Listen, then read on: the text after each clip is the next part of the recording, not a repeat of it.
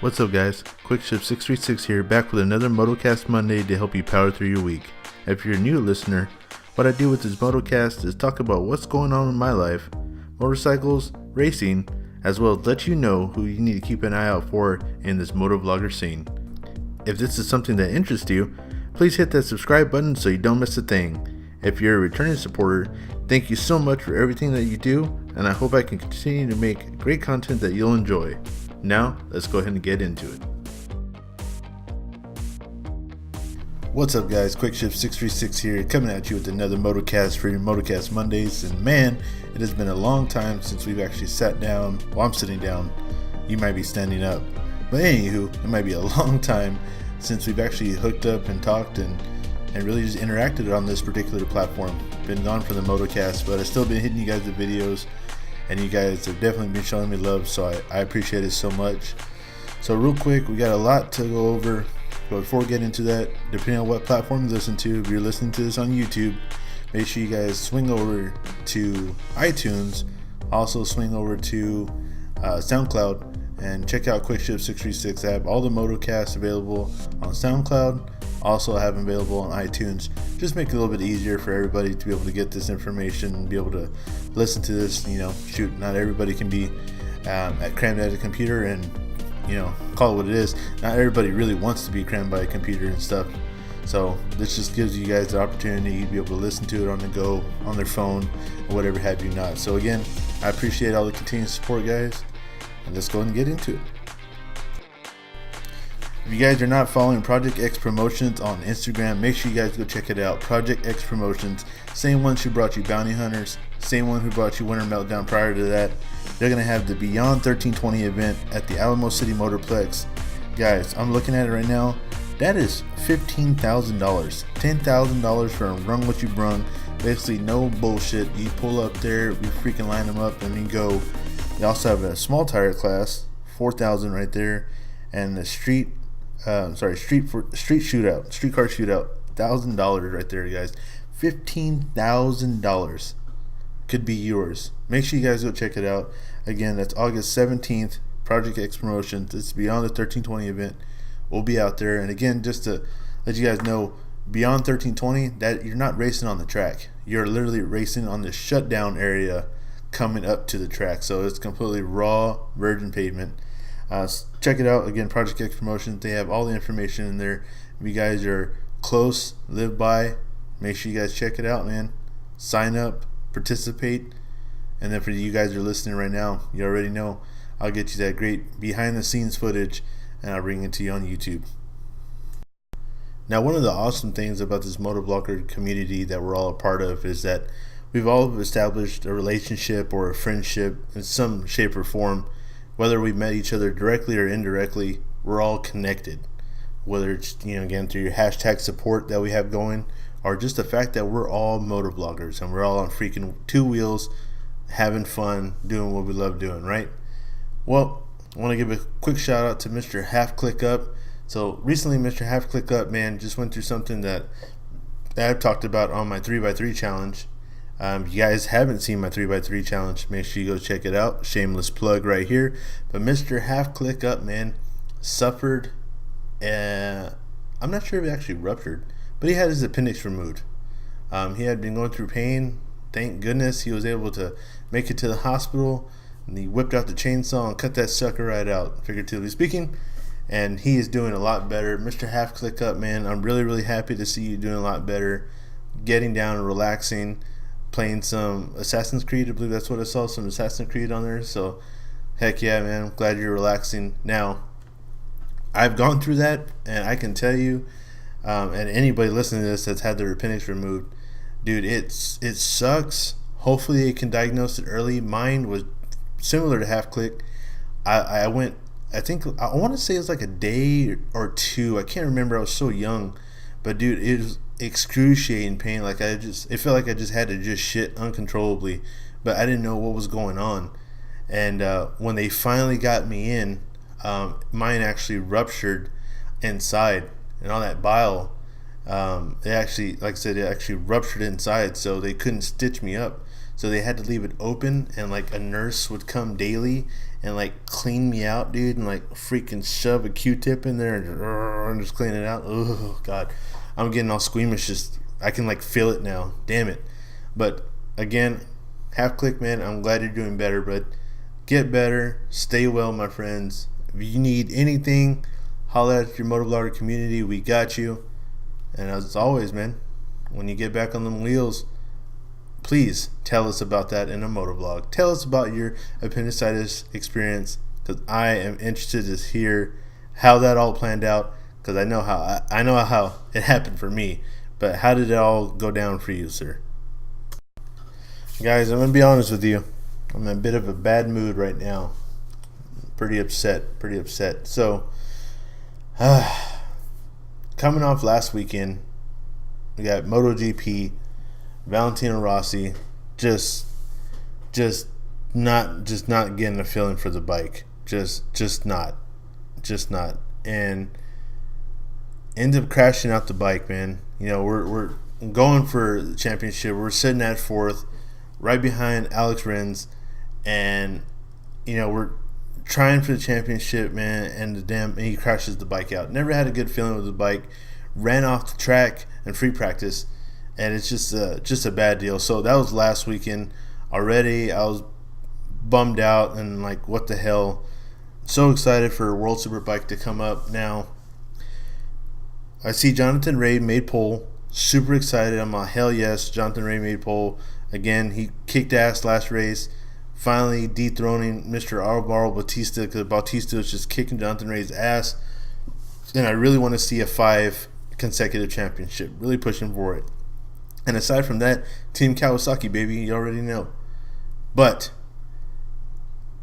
Jonathan Rea was racing today. Ended up having... And like the thing is, he wasn't even racing for... I guess, yeah, he was racing for podium. He was racing for third position. But he was in fourth. So he was in fourth, and he ends up kind of pulling in and cutting out Alex Lowe's, and ends up clipping Alex Lowe's left hand, like shoulder and left hand, and Alex Lowe's ends up dumping the bike. Now, if you look at it, and I've been trying to like slow mo, it looks like Jonathan Rea's bike, like his tire actually ripped the glove off Lowe's hand, because his left hand was bare as he was crashing. You can see him just kind of holding his hand as he's sliding through. Now, Jonathan Rea did celebrate a third podium position. You see all over Instagram, they took pictures of this. He's not happy. His face is just a straight smirk. I'm sure he's pissed off. And then Race Directions ends up looking at that crash, end up seeing what's going on, and what do they end up doing, man? They end up go ahead and bringing him back one spot. So he goes from being third on the podium to be fourth. So he takes a fourth, and then also in this next race, he's going to start at the back of the grid. Just not going right for Jonathan Rea. Jonathan Rea's team, we really need to tighten up, man, because we're just not putting that season together. So that's how we're heading. You know, we'll see. This is, again, while I'm recording this, the second race hasn't happened yet. So just rough, man. Just rough. Just completely bummed out. But let's go and talk about some happy stuff, because I need a smile right now. I need some laughter. I need some smiles. Now, guys, I'm excited to talk about this. So I've been asking, hey, bro, when can I talk about it? And I've been, this was kind of a long time coming, so I had to kind of be tight-lipped about it. But it is finally here, from the foxiest fox on YouTube, my brother cut from another fur, Mr. Fox P2. That's right, Mr. Fox P2 has finally released the premiere for the Motovlogger Championship. That's correct, the Motovlogger Championship, the ultimate Motovlogger Championship. And I'm so happy that this particular time I get to sit back and relax a little bit and watch it, and watch all the contestants just do this awesome challenge that Fox P2 has, man. It's such a great experience to be a part of it. Guys, if you haven't been a part of it, I'm not sure if he's going to do season 3. When that time comes, definitely try to be part of it. If it sits right now, interacting with it, Get into that comment section on those videos, like it, subscribe, share, do all that stuff. Support it, man, because it's such an awesome, fun time, and it really, really puts you out of your comfort zone, like real bad. Like for me, it's, for instance, I was on private property, so I snuck on private property to get the Ford Flathead V8 video. There's that one. I sang on the side of the road while people were looking at me in a motorcycle helmet, recording myself. So there's that. So again, it's an awesome time, man. It's an awesome event. I'm super excited that Fox is bringing it back, man. Check it out. These contestants that he has, super awesome. Berserk 519, Dante Fox, Mr. Big, Road Rash HD, and the dirtiest of the dirty D's, Mr. Dirty D's, or as Fox P2 calls them, Daddy D's, representing for Tejas and representing and coming out swinging for the Ultimate Motovlogger Championship. Now, I was excited to hear that this was going to be coming back, and I was actually offered a position to come back and be in season 2. Unfortunately, with my schedule, I just was unable to do it. However, that does not mean I'm not going to fully stand behind and support this. It's awesome. Fox is a good dude. These contestants are awesome. It's such a great experience, man. You just can't help but to support it, man. You got to feel happy for the dude, and just badass. So last year, of course, I went against Brennan Moto, Jiggy Moto, Ray Ray, Stevie TV, and it was rough, man. It was rough. These guys put up a hell of a fight. I fought and clawed all the way to the end. Unfortunately, I got beat, but you know what? Got beat by the great Jiggy Moto. Jiggy Moto kicked all our asses, and he won, man. He won. That's it. Fair and square, plain Jane right there. So he was the man last year, but he's not competing in this one right here. So I'm very, very interested to see who's going to take this championship home. Really, I couldn't tell you. Go check it out. Fox P2's channel. He has this premiere on there. Now, on paper, I'm looking at it. On paper, I would say Dirty D's might be the favorite on here. However, just because you may or may not be the most known doesn't necessarily mean you're going to be the one to take it and win. Trust me, it's all about community. It's all about getting in there and riding with your dude, and all about the community. And it's a gamble, man. It's a gamble. Who knows where it's going to go? And that's the exciting part. Is I don't know. I don't know who's going to win. I couldn't tell you. All I know is I'm freaking excited to watch this thing unfold, and it's going to be a badass time. So go check it out again. Mr. Fox P2, Berserk 519, Dante Fox, Mr. Big, Road Rash HD, and of course the Dirty D's. Make sure you guys go check all these guys' channels out. Show the love, man. Show support. Rally right behind them, guys, because again, depending on how Fox does it this year, you may or may not have some influence. However, it's all about that support, and trust me, you're gonna watch it and you're gonna laugh your ass off. And I was gonna tell you what their first task is, but you know what? I'm not. I'm just gonna tell you. You need to go over and check that video out, and let me know in the comment section who do you think is gonna win this Ultimate Motovlogger Championship number 2.